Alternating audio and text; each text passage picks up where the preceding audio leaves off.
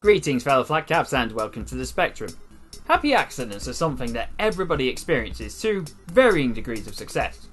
It could be as small as finding money in a jacket you haven't worn for a while to accidentally creating penicillin. Today's game shares a similar history of great success and achievement by chance, maybe a bit of luck as well. And I know I've made it sound mysterious by phrasing it this way, but the thing is, you know what the game is already because you've looked at the title of the video, but I had to make it entertaining somehow. And that title, of course, is the 1981 classic, Defender. Defender is a side-scrolling space shooter made by Williams Electronics where the goal of the player is to fight endless waves of aliens while saving astronauts for a high score.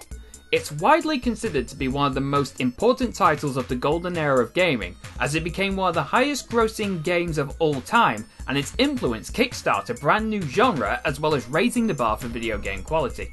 What's even more impressive about this game is that this was the very first game that the team of creators ever created. And little did they know that this game would catapult itself into legendary status. So how did this happy freak accident occur? Let's find out. Our story begins in 1943. In this year, Harry Williams founded the Williams Manufacturing Company, a company that mainly focused on making pinball and electromagnetic arcade machines. Through the highs and lows of the next few decades, the company would find success in designing and creating various entertainment machines. But times change, and the company noticed the success that Atari had with Pong in 1972 and the popularity of arcade machines in 1979. So they decided it was time for them to branch out. Their first move was to approach Eugene Jarvis, who had one of the best records with their pinball games. He was promoted to the head of development, with Larry DeMar, Sam Dicker, and Paul Dassault assisting him. While the team was small and management was unfamiliar with the technology required to make electronic games, they were afforded a gigaton of creative freedom. Beginning development in 1980, brainstorming sessions saw Jarvis and his team taking inspiration from the then popular theme of space, the concept of space invaders, and expanding on the capabilities of asteroids to work in their project. However, after 6 months, the team felt not enough progress was made. After more research, they all agreed that survival should be the core of the game. But Jarvis wanted to go a step further and add justification for the violence in the game. In the book, The Ultimate History of Video Games, Jarvis says, "I had this whole justification for why you were there and what you were doing. A lot of games fall short. They just put you there, and all of a sudden you're beating people up and you start to wonder, why am I beating these people up? There was actually an old TV show called The Defenders about attorneys back in the 1960s, and I kinda like that show. You know, if you're defending something, you're being attacked, and you can do whatever you wanted." With the inspiration of The Defenders in mind, Jarvis named the game Defender, and the team started adding elements to the game to justify the namesake. Soon after, Defender was created, and after making its debut at the Amusement and Music Operators Association, or AMOA, in 1980, it hit arcades in 81. At the AMOA, the debut didn't attract much attention. Jarvis suspects that this was because of the complexity, and he may be right. Within the last few years, arcade games were growing slowly at a pace people could keep up with. In 78, Space Invaders popularised the survival concept and added some unique iconic features. 79 saw the introduction of physics with asteroids, and earlier in the same year that Defender debuted, Battlezone had been experimenting with 3D scrolling environments, but all three of them kept the premise the same: shoot the baddies, stay alive. So when a game comes along that offered survival, physics, and scrolling environments, I can see why that would be intimidating. There's certainly a lot to take in all at once. First off, the controls. The layout alone looks complicated. 5 buttons and a control stick that's locked to up and down.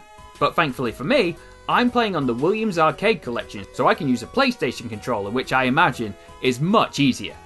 Assuming you're on the original hardware, however, the stick would move up and down and you would have a button to thrust, fire, reverse or turn around, hyperspace to jump to safety, possibly, and smart bombs to nuke the screen.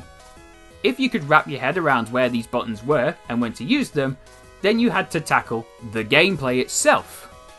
Not only did you have to shoot down endless waves of enemies getting progressively tougher as time went on, you also had to protect astronauts from being abducted, and not only that, You had long cycling environments to fly through.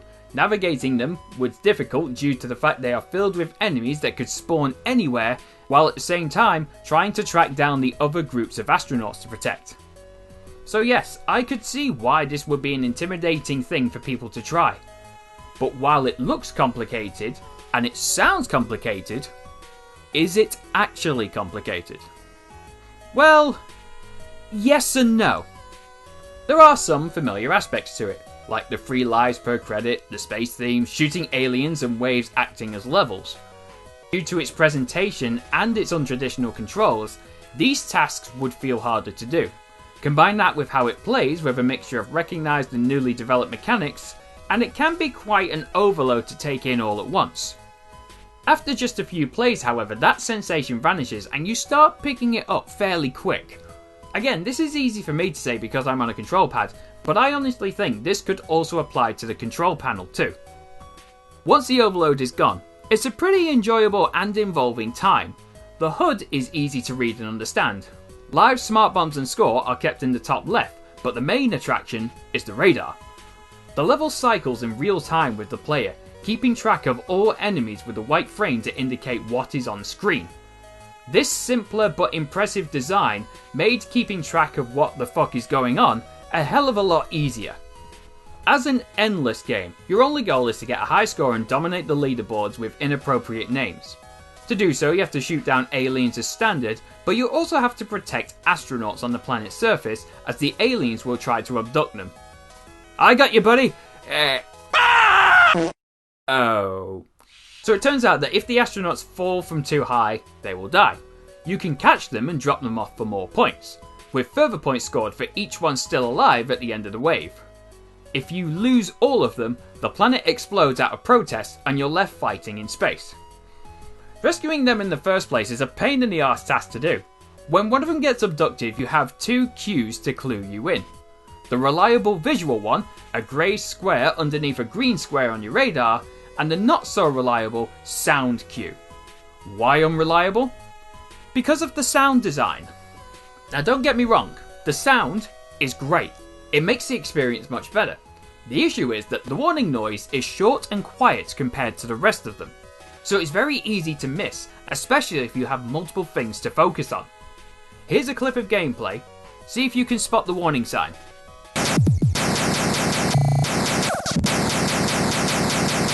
Did you hear it? Once more? That tiny little sound? And I'm spent. Yeah, that's the one.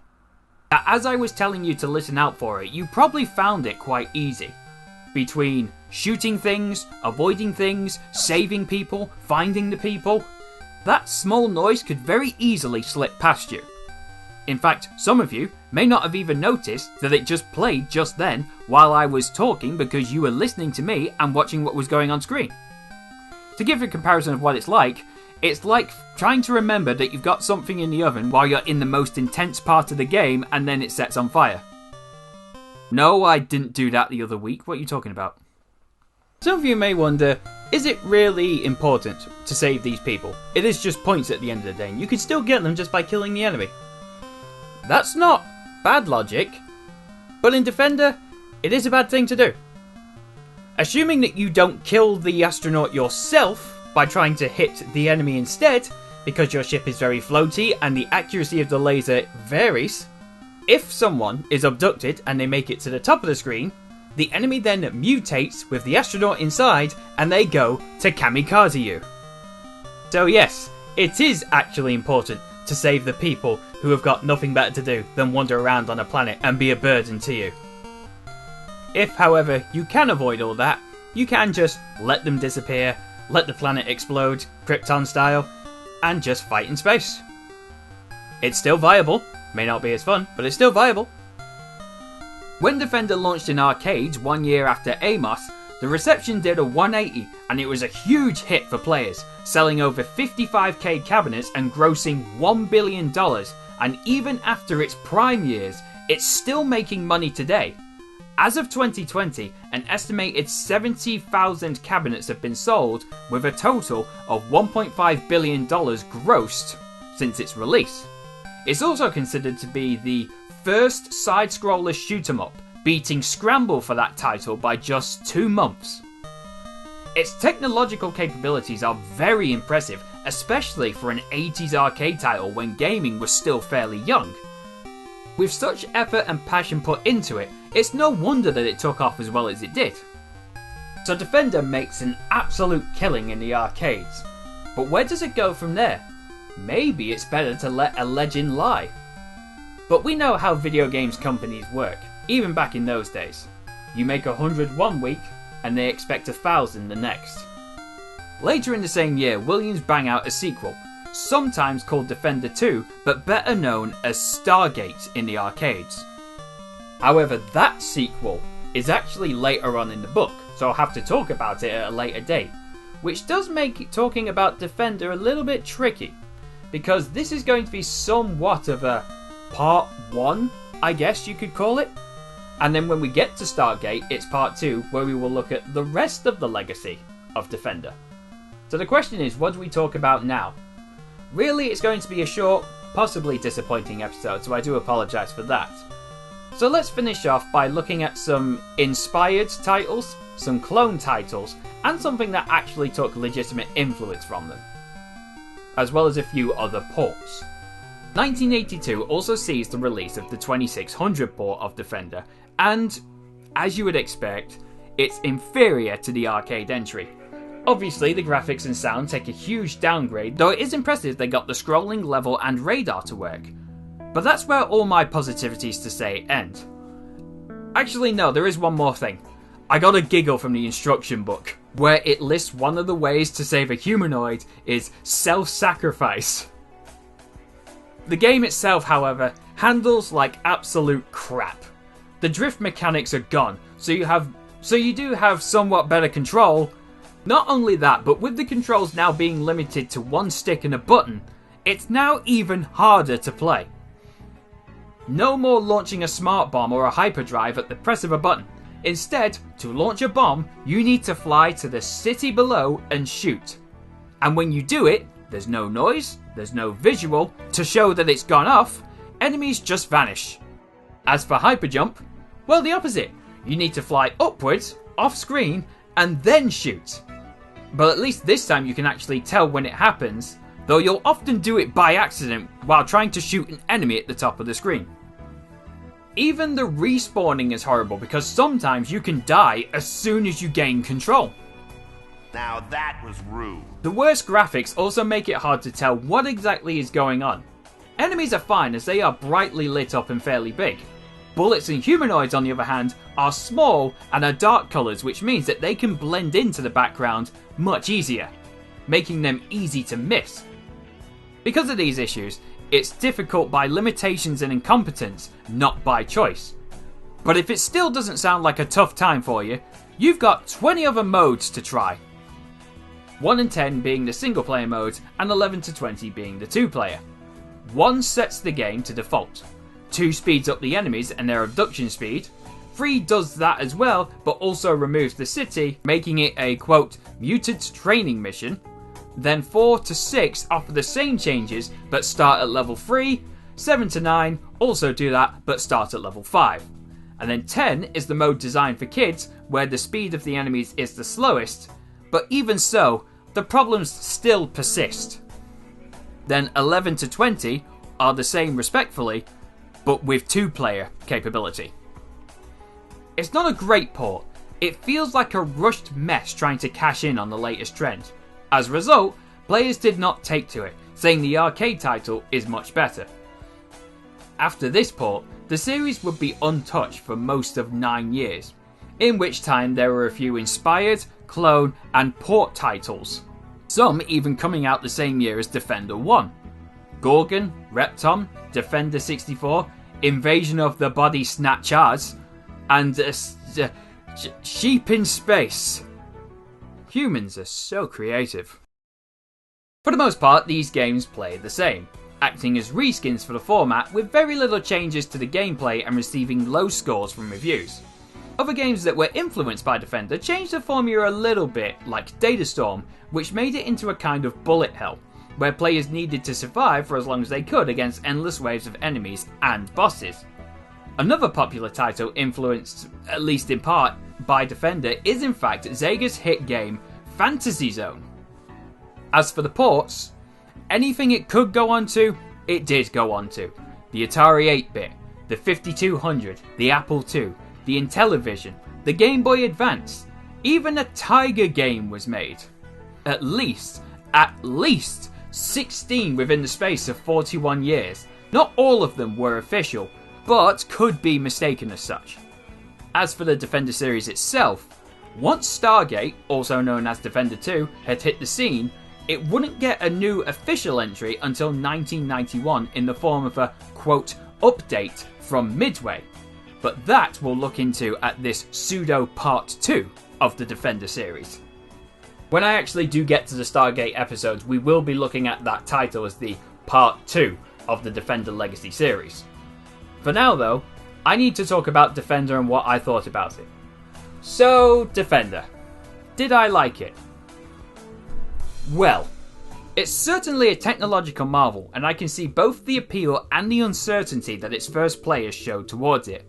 The sound, graphics, mechanics, and concepts are way ahead of their time, and it's no wonder it was so influential. Perhaps without Defender, we wouldn't even have side-scrolling shooters as we see them today. Is it perfect? Not by a mile. Is it very demanding in terms of what it expects from the player? Yes, as it consistently throws handfuls of action at you, which would make you feel overwhelmed pretty quick, and has a harsh challenge to it. Is it enjoyable though? Yes, it is quite enjoyable. Despite how hard it can be controlling the ship and having to take in all this information at once, it is very fun. Shooting down your enemies, flying across the level, saving your allies, bringing them back down to Earth, scoring a fuck ton of points, using the smart bombs. There is a lot to enjoy. You just have to get the initial barrier of taking in a lot of information at once and then learning what it all is. Which is why I am just putting it into yes.